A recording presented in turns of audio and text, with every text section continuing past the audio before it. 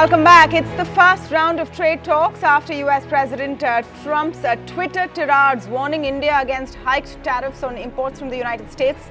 A delegation led by Assistant US Trade Representative for South and Central Asia, Christopher Wilson, met with the Commerce Minister Piyush Goyal and the Commerce Secretary today. News reports claim these representatives could have asked for a rollback on some of those items that India hiked tariffs on, which were retaliatory hikes in the first place. Now, on the agenda are also issues like data localization norms and rules for foreign e-commerce players, which have impacted US giants like Walmart and Amazon. So where is the room for negotiation?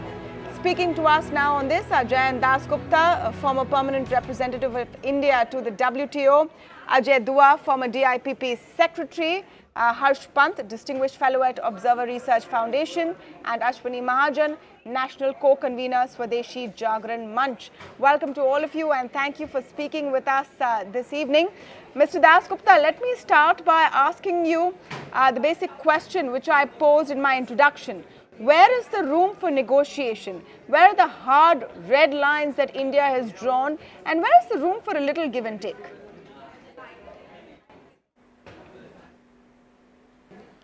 I think in any negotiation there is always room for a little bit of give and take, but it depends on what the other side is really aiming for. Yeah. As far as the issues are concerned, on data localization, I think it is premature to really ask for a firm commitment from India when the things at the international level are still in a very fluid state.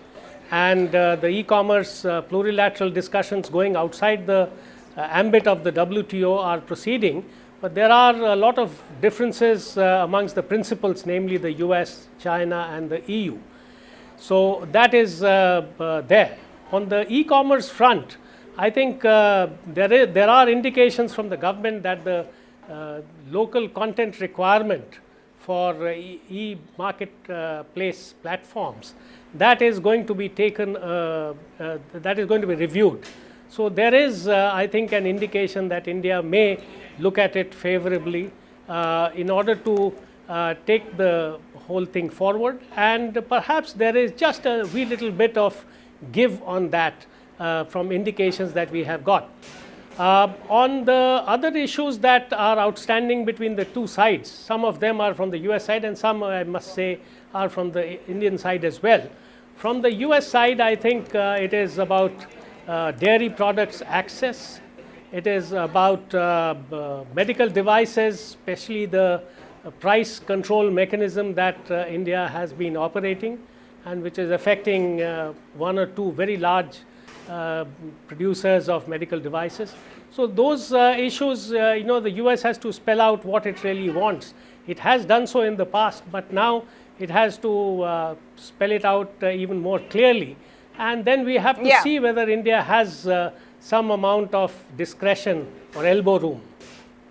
Okay, let me get Ashwini Mahajan into this conversation because, Mr. Mahajan, you've been very vocal about some of the sticking points which will be part of this negotiation, and one of them are rules for e-commerce companies who are working in India, especially foreign e-commerce companies. There are some marketplace rules which these companies find too stringent. Do you think that these are some sticking issues that India should be willing to talk about?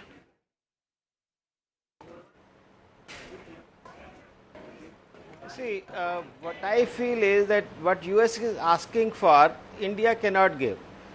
And whether it is data localization issue or the issue related to the Amazon and Walmart, what they say is the new rules of the game. Actually, if you look at the press note 2, it is only a clarification, and the government has been saying it in so many words that it's only a clarification and the rules were already in place. So if the companies are saying that you are making new rules, it's not correct, and therefore how India can negotiate on this issue, because this is about the life of the crores of small traders, and if it is say other issues what the US is asking for, in fact there are so many other issues behind below the carpet also. No, For example, yeah.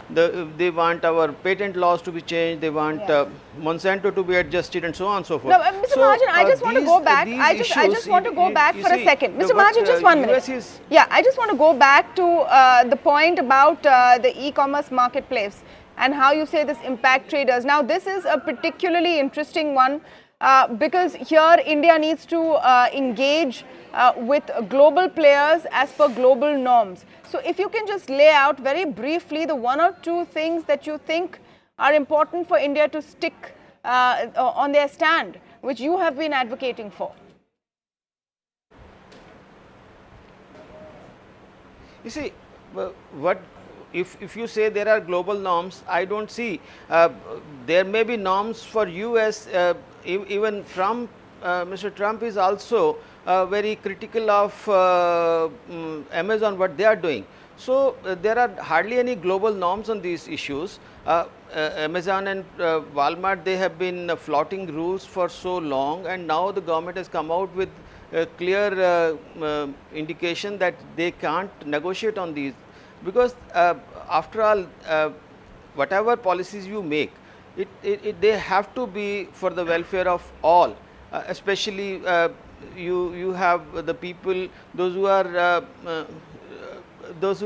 vulnerable after after Amazon and Walmart's deep discounting. Yeah, so, that's a reality in the world. That's a reality US is across the asking world. for, Yeah. India cannot oblige. Okay, Ajay Dua wanted to come in Yeah. on the point you were So, making. Yes, Mr. Dua. You see, if you say, Yes, Mr. Mahajan, just let's just hear from Ajay Dua. Let's mix it up. Let's get everyone's views in and keep the momentum going in the discussion. Yes, Mr. Dua.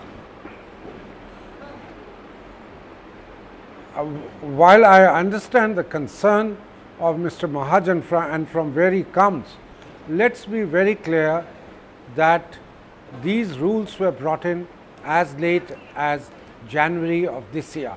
That means about 6 months ago. And since then, the US government has been, on behalf of the e-commerce participants in India, e-commerce players if you call them, been raising this issue that companies which are prominent in India, and 2 of them have been named by Mr. Mahajan, that and that they have made huge investments in India. They have created e-commerce business both on the greenfield side as well as through acquisitions, that it is unfair for us to change the rules, particularly with respect to inventory based models for e-commerce being disallowed to any foreign investment. It's all right that we see one of the more prominent players, Amazon, just to name it, is been able to adjust its business somehow to comply with it. But I think the principle, what is being asked for is that these rules should have prospective application. People who have come and who have invested in India under a particular set of dispensations, that these set of rules should not apply to them, because they are certainly it helps the Indian retailers, pop and mom stores, grocers, everybody, understandable. But when they made the investments in India, at that point of time, inventory based e-commerce was allowed. That's point number 1. Number 2, I would move on that there is certainly, as was mentioned earlier by Jayant, there are discussions going on both in the WTO as well as outside on e-commerce matters, that what should be the global rules for e-commerce, and data localization is also an issue of concern at various forums. Perhaps the US can be assured that we will follow the global regime. If we have done something bilateral, something which is affecting the US bilateral, we understand how to handle it. We will be much rather better off in a multilateral forum than negotiating with the US on that. This is not to say that for us, US is an extremely important geopolitical partner. We have to learn to give and take to one another if we want to keep our intensifying partnership in the geopolitical field. No, absolutely. No, absolutely. You know, the change in dynamics between India and the United States on the diplomatic level has been the cornerstone of the relationship over the last decade or so. So definitely there would be no case being made to cede ground there because of trade issues which can be tackled. But I want to come to these three major points that we're discussing today one by one, and let me get Harsh Pant in on the e-commerce norms. We've heard two different points of views, and I know you want to respond, Ashwini Mahajan, but let's just get Harsh Pant in and see what he's saying about it. Do you think there is some room for us to give in on e-commerce norms? And the point that Ajay Dua made, that if you're going to change the rules, do it prospectively, not retrospectively.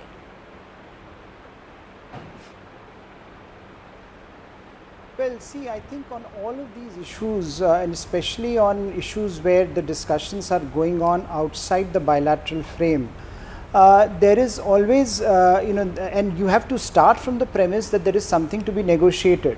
I mean, India cannot take a position that we are not going to negotiate at all and this is a done deal, and so the conversation stops there and then. I don't think government itself has taken that position, and I don't think any sensible negotiator would take that position. So clearly there is immense scope for negotiations to happen at this juncture, particularly as has been pointed out. Externally, the conversations around these issues, especially on the data localization and on retail commerce, is going on. So the global regime, as and when it comes into place, will have an impact on what India does. Yeah. But I think what is important to understand, that there is an administration in Washington that doesn't give a fig leaf about what happens to the global regime. It is challenging the global economic order in ways that we have not seen in the past. That government in Washington is now purely interested in a very transactional trade arrangement, where you have to have a transactional approach to what Washington wants. Absolutely. If you want to have any semblance of credibility in your negotiating stance.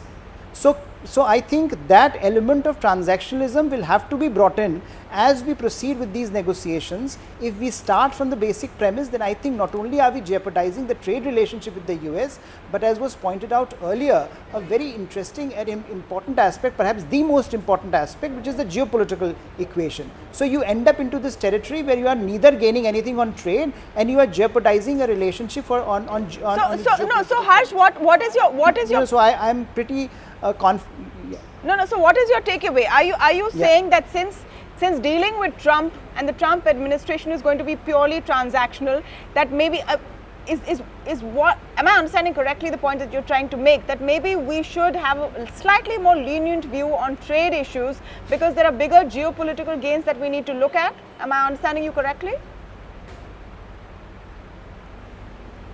See, absolutely, you have to look at the larger picture, and that is a point that if you look at what has happened since Mr. Mike Pompeo came to India and Mr. Modi went to Osaka. If you look at the frame, the way the government has framed this discussion is always about the big picture, that you have to keep the big picture in perspective. You cannot be, be haggling over almost every single irritant that comes your way. You have to be able to resolve these differences in a manner that allows you to take the larger conversations, together. And you have to look at this in totality. The trade and geopolitics don't exist in silos, they exist together, and we have to take this relationship together. So there are aspects on which we will have to think of perhaps giving in a bit, and I think I agree with the earlier point that was made about retrospective approach to these questions, because you are also making a larger point about India's ability to attract foreign direct investment, India's ability to be attractive destination for foreign investors. Yes. So you clearly have to have some policy perspective on this, which is more long term in orientation. Okay, Ashwini Mahajan, please come in on that point. Yes.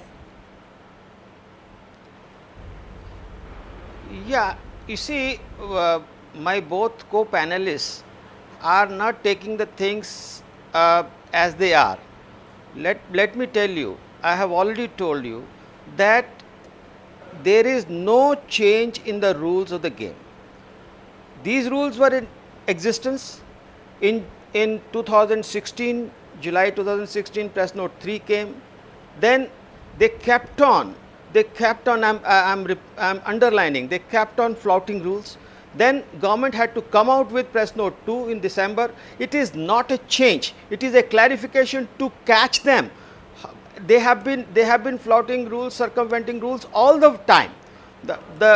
I have the whole understanding of how these companies are operating, and therefore, for God's sake, you please don't say that we have retrospectively changed the rules. No, we have not. We have, the government has made it very clear time and again that this is no change in the rule, this is only a clarification. Second thing what I want to tell you is that this is a bilateral between India and US. We should not talk about the WTO, what is going on outside or inside the WTO. We must understand it's a bilateral, and if we need US in a political framework, US also needs us.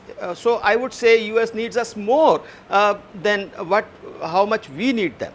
Therefore, okay, if they are saying that okay, we will withdraw GSP, we'll do this, we'll do that, let India also put the conditions. Yes, we as a sovereign nation can always think of and try and support our vulnerable sections. So this is very very unreasonable on the part of the US to ask so what do we have? for. What have we done? We keep on giving deep discounts, and you have to comply with it. Okay, so no, I just want to get Jayant Das Gupta also into the conversation. So what have we done? So, I understand the picture that you've painted, Mr. Mahajan. So they withdrew GSP. What did we do? We have put in place retaliatory tariffs on about 29 items. Some are hurting them. They want us to withdraw them on almonds, things like that, etc. We also want access to, their marketplace for our agri products. So there are a lot of things on the list. What do we have as a trump card or, as a bargaining chip? Jayant Das Gupta, the only big thing that comes to mind that India is willing to perhaps give up on more easily would be a rollback of those tariffs, isn't it? Because we're pretty certain we don't want to move an inch on data localization.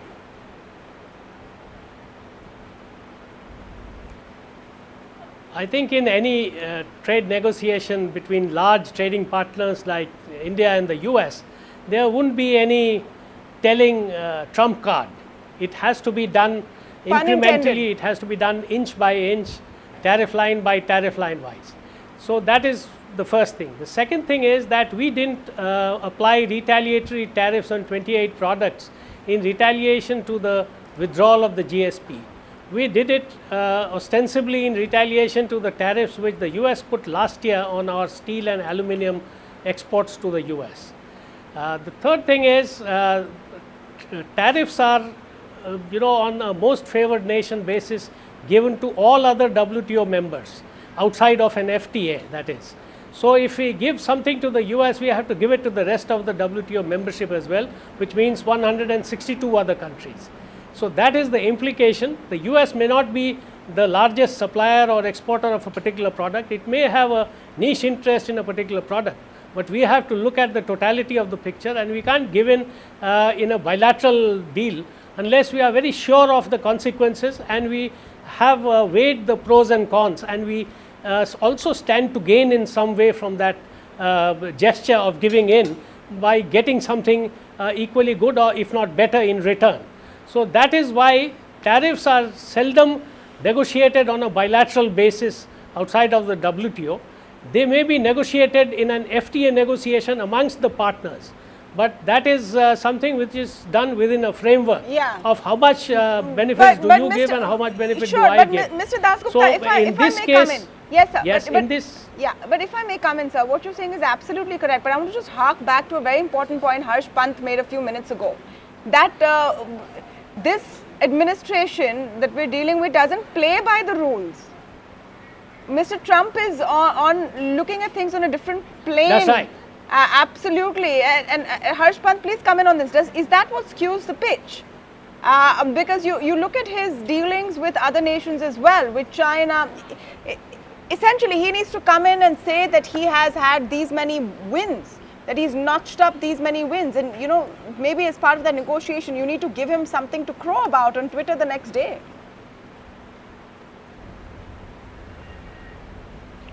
Yes, I think this is something that we need to understand, and we need to play to his sensibilities to some extent, because I think in some ways we need to cater to his sort of baser instincts, if you will, and the Chinese are doing that very well. In fact, if you look at the sort of rhetoric that comes out of China and what they actually are doing now with their trade negotiations, they are moving gradually. They are becoming transactional. They know which buttons to press, and they are sort of making sure that a transactional element is front and center. You cannot appease this government in Washington, or this administration in Washington, by constantly making the larger pitch about the sort of larger relationship, because as Mr. Trump goes into an election mode, he wants victories, as you point out, and he wants to crow about them. So let us give him something to crow about. I don't understand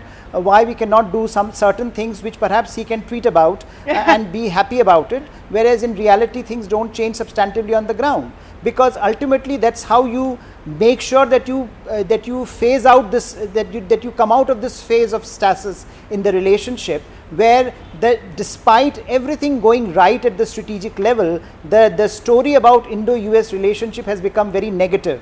The stories that that are on the front pages are about this trade dynamic, which we are not getting right, and I think that's very problematic, because that jeopardizes the other story, which is very positive and where we are getting things right. And I think that is something that we need to think about, and especially our diplomats need to think about what can we give here that can perhaps make us move away, at least for the time being, from this negative sort of perception of this relationship. Okay, Ajay Dua, I want you to come in on that point and about the headlines that Harsh Pant has been talking about, which have definitely turned negative. Also to bring into perspective that the green card niggle that we were thinking about has sort of seen some kind of a movement, which has been a relief for India and for Indian citizens, etc., or people of Indian origin. So maybe there is room for negotiation, and let the optics not drive what actually happens. Don't you agree, Mr. Dua? Absolutely, I'm in total agreement with this approach, because let's remember that President Trump has been a businessman all his life, successful or otherwise, that's a separate issue, but he's always asked for something, got it, then given in, or whatever. The same approach he's probably adopted to international diplomacy, of which trade now forms an important part. We can't change him, and particularly in an election year where he has to be seen to be holding his ground and doing something for his electorate, because he doesn't quite know how things are going to emerge there. Having said that, where is the harm, I would say, to give him some room on smaller matters and making sure that we progress on the larger issues. To my mind, larger issues are much more in the field of technology, in the field of getting defense equipment from there, and continuing our relationship in the civilian nuclear field. If we are going to be marring it with small issues, I think we might be losing out the total picture. Let's remember that we should not have any grievance on the issue of GSP withdrawal. We had got, that's a unilateral decision of the US. It was not in response to any expectation from us. They gave it to us when we were a relatively poor country. When we crossed a particular threshold limit, they've hung on to it. Even if they conceded to give it, restore it, which I don't think is likely to happen quickly, if at all, it is a question of $5 billion of our exports to the US. No more than that. And just let's remember, we have an export surplus, a trade surplus with the US for a long time, and as a country worried, every country is worried about its balance of trade, balance of payments issues vis-a-vis every country. So that is a concern with them. I don't think it's going to make, to be specific, is going to make too much of a difference if duties on Harley Davidson motorcycles are given in. Yeah. 700 motorcycles are only imported or were imported last year. Yeah, no, Probably absolutely. this year, I understand the figure is much lower. If for some reason they don't like 50% duty, we could easily give in on that, make it, because for President Trump that's become a prestige issue vis-a-vis India. I don't think he looks at other tariff issues. Harley Davidson is still 50%. Yeah. Who else will it benefit, as Jayant mentioned? No, but then, you know, I Probably mean, okay, the Triumph motorcycle also, which looks at the Indian market, Triumph coming from the UK, those kind of things, I think to a larger economy, I am not saying that they can afford to be unfair to us, but we need them for a lot of things, our investment recovery, our technology issues, our defense matters, and general support from them in international fora, which but it's also important to set an equation. Okay, let me give, I need to wrap the debate, but let me give Ashwini Mahajan a chance to come back on some of the points being made. So respond first to the Harley Davidson point, Ashwini Mahajan. If we give in on that, what is the big deal in the larger picture of things, in the larger scheme of things? Yeah, I agree on this issue that there can be give and take in terms of the trade negotiations, and for trade everybody is open. India has made its position very clear that we can discuss trade issues, and whether it is this motorcycle issue or the other issues, we can discuss. The only thing, the problem is where the stakes are very high, which US is not ready to understand, whether it is the deep discounting by these companies, or it is the data localization issue, or purchase of oil from the Iran is there, or purchase of missiles from Russia is there. These are the big issues where the stakes are very high. Therefore, we can negotiate on trade, but the US has been very unreasonable. And second point what I want to make is that if I have already told you that they also need us. For example, we are going to purchase so many aircraft from there. So many defense deals are in pipeline. They also need us. No, so obviously, therefore there is nothing like this that we only need them and therefore we should give everything. I don't think anyone is suggesting that. It's a two-way street, and let's remember there are a lot of other issues beyond trade. The S-400 issue is also there. There are a number of issues, but let's see how these ones are ironed out, keeping all sensibilities in place and looking at the larger picture as well. This is a space that we are, of course, consistently watching on the India Development Debate. I want to thank all of our panelists and all of you for joining us on the show this evening. But before we go, I'm just leaving with you with these pictures that came in today, and important pictures of a train, a special train carrying water from Tamil Nadu's Vellore district to water-starved Chennai today. It's carried a 25 lakh litre of water for the city, which shows how big the problem and the crisis is. And one more point which came out about what's at the root of some of our failure to make sure that India is ready for the water crisis that's coming is the politicians. They actually delayed the coming of this train by 3.5 hours because they wanted to come inaugurate it. Well, maybe we should start by solving that crisis first when we look at solving the water crisis. That's all the time we have this evening. Thank you for joining us.